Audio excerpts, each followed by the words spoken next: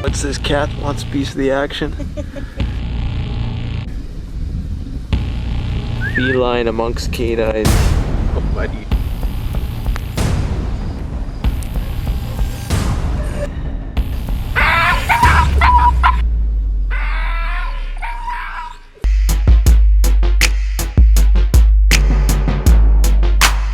Hopefully y'all can learn from his lesson.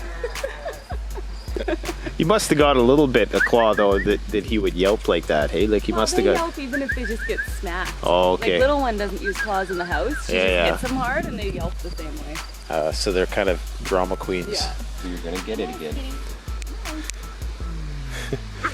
I'm out of here. Lessons were learned. Don't mess with the panther. Yeah.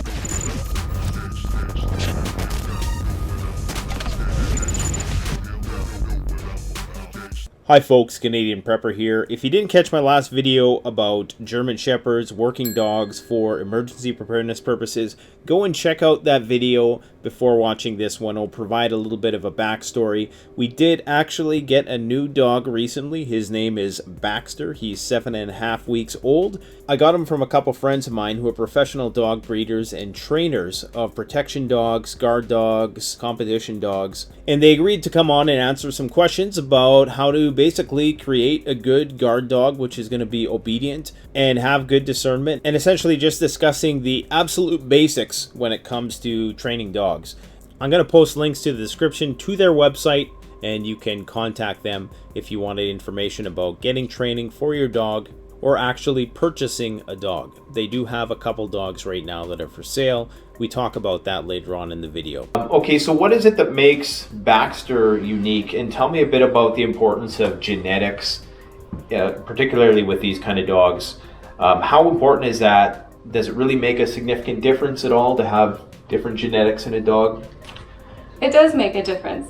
Every dog has genetics. Baxter's genetics are Obviously. known, right? If you're alive, you have genetics. Absolutely. Yeah. Baxter's genetics are known, so we know many of the progeny up the line. We probably know 3 or 4 generations up. On the mother's side, we can guarantee that we've, or the previous breeders have associated with 7 generations back from those, and then in the father's line, I'm thinking maybe 3 to 4 generations back. So it's a very close-knit community. We know the dogs, and we know the people that have owned the fathers, the grandfathers, the great-grandfathers, the great-grandmothers of these dogs. And we can say, oh, have you ever run into this? Yes or no?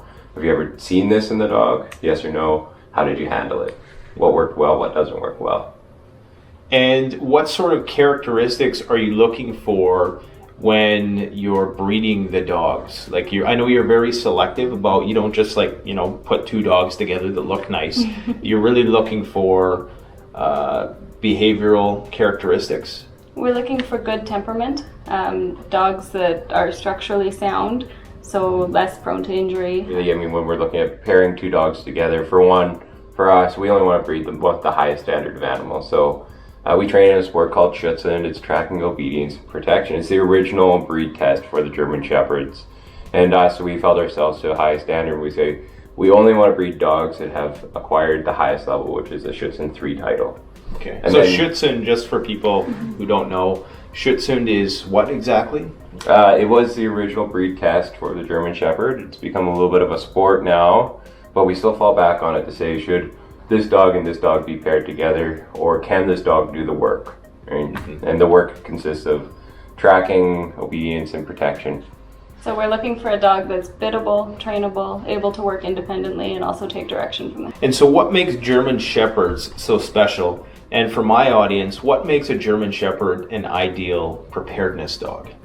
So for a preparedness dog, I mean, ultimately, like a German Shepherd, they were bred for, in the beginning, it was like, hey, we need something to protect our livestock, and now that kind of transformed over 110 odd years, 120 years now to, okay, we need a dog that'll protect not only our persons, but protect our property, right? So these are home dogs. They understand what is theirs and what's not theirs.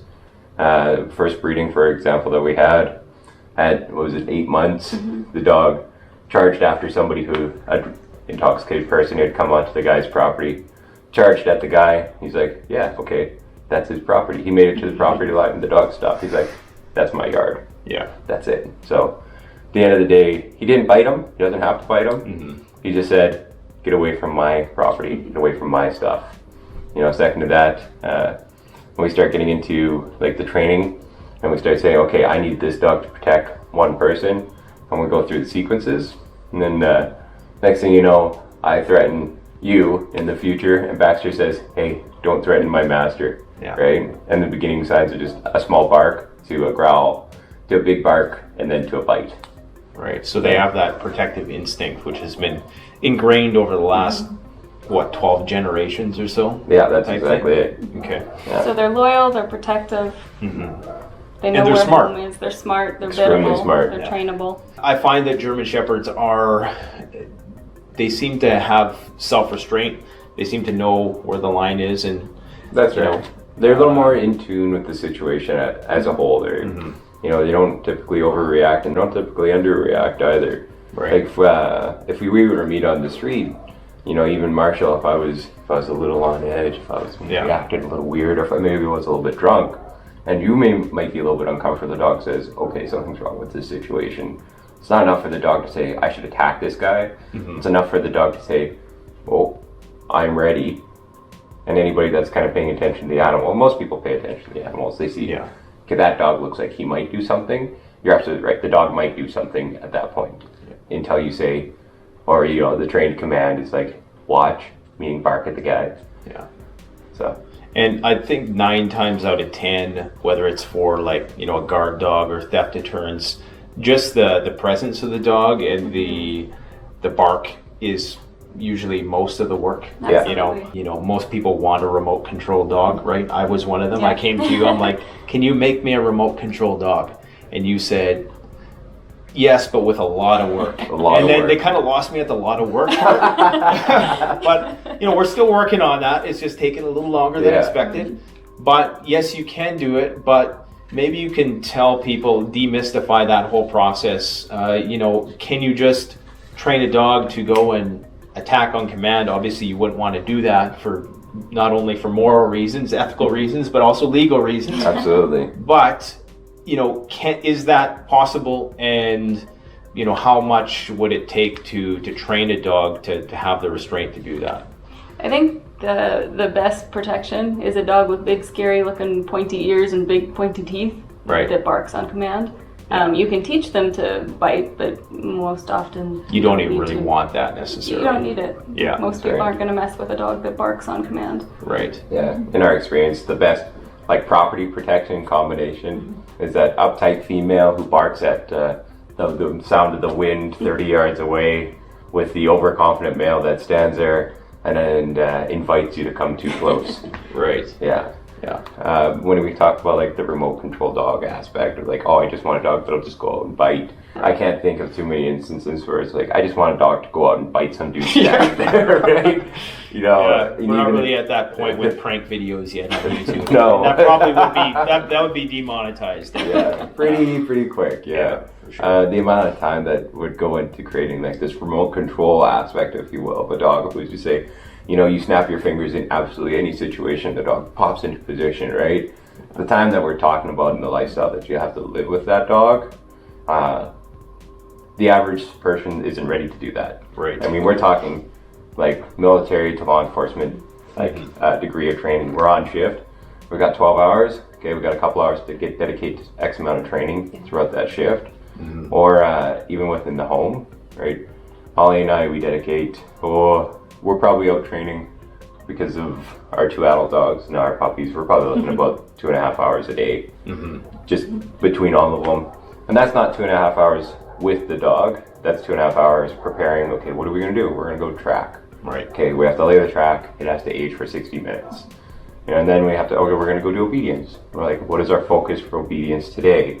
And we pick our exercises, and then we have to break them down and how we're going to train them to become the best situation that we can, to get the most out of really the 15 minutes of intensity that we can get out of the dog. Yeah, what you guys made me aware of was the fact that it really is a lifestyle thing, and that you have to structure your life in a certain way to bring a dog to that level, because you want them to have that bond with you. And the only way you can really facilitate that is if you have a really strict regimen for who the dog interacts with, where it sleeps, you know, the whole 9 yards. Yeah. So it's not just as simple as the dog can do whatever he wants 23 hours a day, then you train him. There's that whole other process too. A good trainer, he just gave us this perfect example. His name's Pat Nolan, very experienced trainer as a directional canine. And he says, if you let your dog run with a pack, and that pack could be 2 kids and another dog, that's its pack. And then you say, okay, we're gonna go train. Okay, but the dog's been with this pack for the past 18 hours. Now you're getting in the way of what it wants, and what it wants to do is it wants to run and play and roughhouse with the other animals. So then we kind of control the situation where it's like, okay, you can play with the pack for a couple hours, and then you go and you have your own dog run, and you can have your toys for a couple hours, and then an hour before we have to train, or an hour before we have to perform, we say, okay, now you have no toys. And now he's a little bored. He's like, I need a little excitement. And the next thing you know, you pull him out and you're the most exciting thing for him in that moment, right? You can accomplish a lot because the dog's drive for entertainment and reward comes from you then. It doesn't come from the pack, it doesn't come from its toys. Right. It's good stuff. It's good for people to know because, I was totally unaware of the fact that you had to have all those conditions beforehand and that, you had to build up the dog's excitement level prior to training and, and especially in terms of eating schedule, how that factors in, all that stuff. So if somebody wanted to get a dog from you, what is that process like? And how possible is that? Because I know I was one of the dozens of people who, wanted Baxter as a dog. I lucked out because obviously I know you, right? So what is that process like? And I guess I should say also, one of the reasons why I felt comfortable buying a dog from you is because you guys really care about where the dog goes. It's not just, anybody can come and buy a dog from you. They really do vet the owners to make sure that they're going to take care of the dog. This is not, the most profitable business, even though your dogs, they are, by some people's standards, a little expensive. But, for that, you're getting, like the genetic record, you're getting the training, the handling, all of that stuff. In my mind, it's a good value for what you're getting, and just the simple fact that you're doing this because you have a passion for the sport and for the art form, if you will. What is that process like? Well, it's a long process for sure. Our dogs and our puppies come with a lifetime guarantee that if they don't work out in your home, this is always their home, so they can always come back here. So because we have that stipulation in our contract that the dogs can always come home, we don't just sell them to the first 6 homes that pop up for the 6 puppies we have. Right. We want to make sure that if we're selling to a home, it's hopefully going to be a permanent home for the dog, and it's going to be the best home for the dog. So it's a long process. I have a long list of questions that I go through with people to try and find the best home for each of my puppies, each of my dogs. So if somebody was interested in getting a dog from them or getting training, which you also do, I'll post all that information in the video description. Perfect. So, and you do, it doesn't matter if you're from the States or Canada, you can get a dog, but there is that waiting list, there is that vetting process. You do have 2 dogs right now that are available. Yeah. And maybe you can tell me a bit about those dogs. Yeah, we have 2 older females available right now. They were from the same litter, so they're both 19 months. Both of them are intact. One was raised as a sport dog, so she's done tracking, obedience, and protection. The other was raised as a service animal, so she has a ton of high-level obedience, very nice house manners, and she was almost certified as a medical service dog. So she has a lot more training on her than the other one, but it's entirely different training. A lot of investment has went into these dogs. Absolutely. Yeah, absolutely, sure. Both of them. A lot of time, a lot of hours. So you're not getting a remote control dog, but you're getting as close as you're going to get with these 2 dogs, right? Yeah, so if you want any more information, I'm going to post some images. And what are the names of those 2 dogs? Arson and Rena. Arson and Rena. So I'm going to post some images of Arson and Rena on the screen. If you have any interest in these dogs, you can contact Dylan and Holly. Post all that information in the description. And is there anything else people should know about dog handling in general? It's always kind of funny, but the number 1 rule to owning a German Shepherd is you got to be smarter than the German Shepherd. Right. Yes, you told me that the first day. Yeah. And be patient and just be calm and think through every exercise or every situation, right? Maybe Like a big one is when dogs bark at the mailman walking by, right? You know, your first instinct might be like, oh, stop that. It's like, okay, let's think about the situation. Why is my dog barking at the mailman? I don't know. Not in your home, but just be patient. Think about it. Be a little bit more analytical with what it is that you're hoping to achieve and what it is that the dog is doing for you. So why Baxter for me and my family then? So we had a litter of 5 puppies, and out of the 5 puppies, 4 of them are going to sport homes. So we want them to be a little bit more wild and independent. Baxter is very loving, very sweet. He's much more of a family pet at this point. Okay. But one thing I've noticed about Baxter in watching the videos is he's no pushover. No. None of these dogs are. No. So he's disciplined enough and he's chill enough to be a family dog. You can tell he's very courageous. His ears are pointing straight up, which is a great sign, I think. What about his mom and dad? Can you tell me a bit about them? Baxter's mom is my competition female, so she has an IPO3 in Schutzhund, which again was the tracking, obedience, and protection title. Is that the highest level? Or? It is. It's the highest level in Schutzhund. She's a very strong, dominant female, probably one of the stronger females I've seen in the sport. And the dad is also very strong, dominant dog. The dad has competed internationally a number of times and placed well at international competitions. So they're an impressive pair, and they'll put out impressive puppies. Awesome. One thing that, and like it's hard to tell within the sport and within the exercises, but the one thing the mother brings to the table is this desire to give 100% all the time. I mean, time after time after time, we say, we need you to do this and we need you to do more. Yeah. She brings everything that she has to the table. More so than the males, you'd say? I wouldn't say more so than the males. Like the father certainly has that same determination. But to find those traits in dogs is extremely difficult. Many dogs, they say, no, I'm tired. I don't want to do it. Yeah. I'm bored, or I'm done. Stop it. Yeah. No, these are not dogs that will quit. One other thing I wanted to say is that Holly and Dylan are first responders, so you know they work in the field, so they're definitely knowledgeable of those things as it pertains to, you know, breeding animals. So that's another good thing that's another good credential that you have. Yeah. Which not all dog breeders have. No. So excellent stuff. Well, thanks a lot, guys. Thank you. Checking in, and hopefully we can make some connections here with some of my subscribers. Thunder, ready? Yeah. Yep, buddy. Yeah, buddy. Good boy. Did you notice how he's looking up at me? He's in the right position. He's getting constant praise. Oh yeah, this is such a good place to be. There's nothing better. And how long do you have to do this before you start doing the Stop it. like the tactical training stuff? Like you're really building a foundation here of... Yeah, so you build the foundation and then you start exposing them to more and more situations. So it'd be like, for instance, at 2, I had him out at the gun range and holding a basic position, like in heel while firing. Yeah. Right. And all of our dogs are pretty like gunfight, like shot neutral, like they don't care. It just becomes second nature to them. Yeah. So then I can be in this basic position, or he can be in that basic position. I can be shooting downrange, no problem, right? But then just because of where I left off for time at the range and everything, reholster, and then I'd go into a small healing pattern. But I still kept food, I still kept rewards, right? Like I still have tugs, hot pink, lime green. That's why you have the vest on. Okay. That's obviously it. Right? Obviously, hot pink and lime green is the way to go. Where the hell did you pull those out of? That was like an Inspector Gadget move there. So this is Thunder. He's going to take him through some training drills for us. Teach us how to teach our dog. Here. Super, bud. That's it. Sit.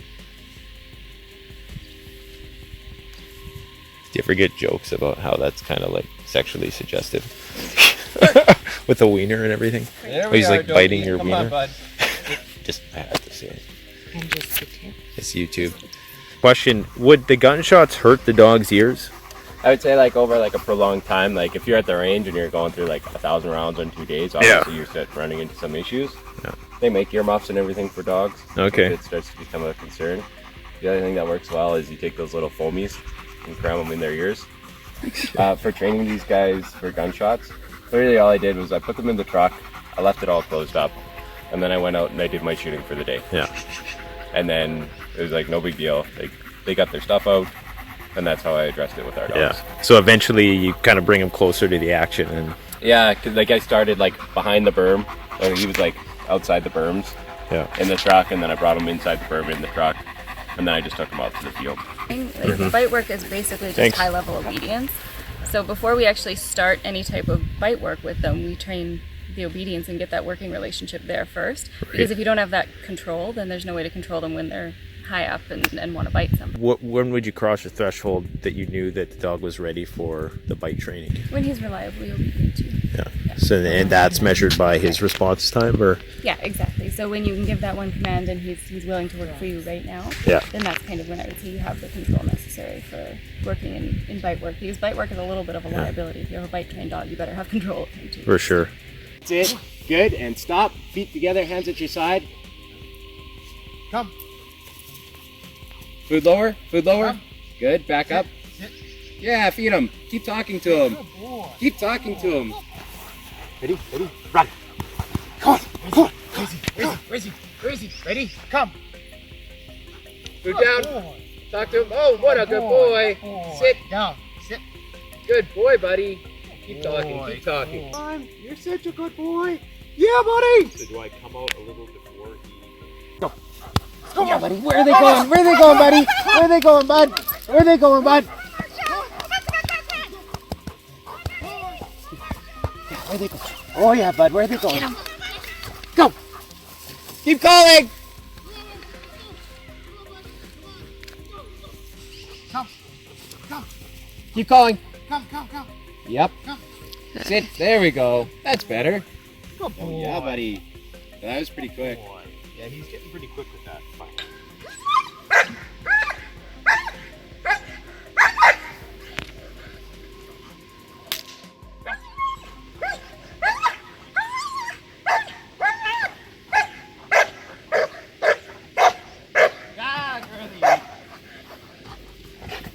Oh. The best way to support this YouTube channel is to support yourself by gearing up through CanadianPreparedness.com or BugoutRoll.ca. Premium quality gear at the best possible price using the incredibly secure and easy to use Shopify platform. We offer free shipping to the United States for orders over $200 USD and free shipping to Canada over $75. So support the channel by supporting yourself.